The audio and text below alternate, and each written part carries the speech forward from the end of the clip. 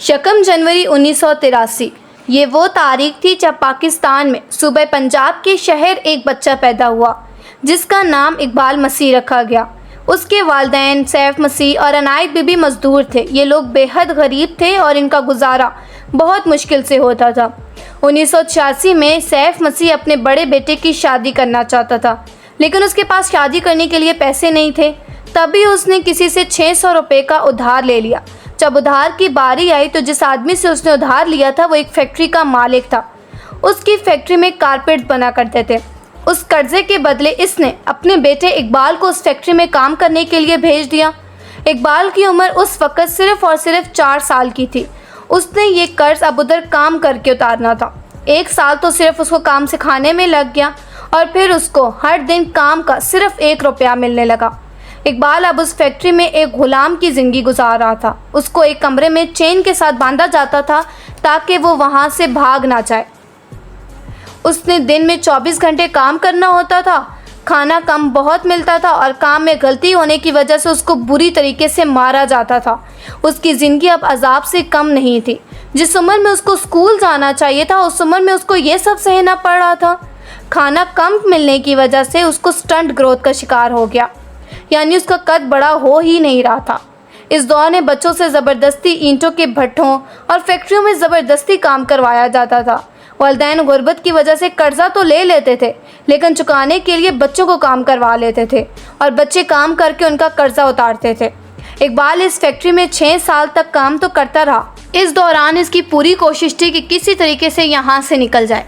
Finally जब वो 10 साल का हुआ तो वो वहाँ से भागने में कामयाब हो गया। इन दिनों पाकिस्तान की सुप्रीम कोर्ट ने इस ज़बरदस्ती की मजदूरी को गैर कानूनी करार दिया। इकबाल इसके बारे में अच्छे से जानता था, इसीलिए वो फ़ौरन भागकर सीधा पुलिस स्टेशन गया और उसने फैक्ट्री के मालिक जिसका नाम अशद था उसके बारे में सब कुछ पुलिस को बता दिया और उसकी शिकायत दर्ज करवा दी। लेकिन पुलिस उसको पकड़कर वापस वहीं ले गई। इकबाल का क्या हाल हुआ होगा आप अंदाज़ा तो लगा सकते हैं। उसके कुछ दिनों के बाद ये फिर से यहाँ से भागने में कामयाब हो गया।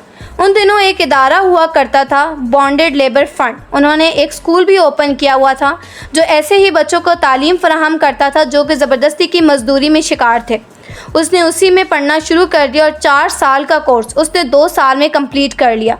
ये चाहता था कि ये दूसरे बच्चों की भी मदद करे, वकील बनना चाहता था। उसकी कहानी बहुत फेमस हुई। उसने तकरीबन 3000 बच्चों को ऐसी जगहों से निकालने में मदद की। उसको दुनिया भर में इनवाइट किया जाने लगा। 1994 में इसको एक अवार्ड भी पेश किया गया था। ये अब एक हीरो बन चुका था, लेकिन इस कहानी का एंड बिल्कुल भी अच्छा नहीं हुआ। वो लोग जो इससे काम करवाते थे वो इससे बिल्कुल खुश नहीं थे। उसको बहुत मुश्किल हो गई थी और यही इकबाल की मौत की वजह बने।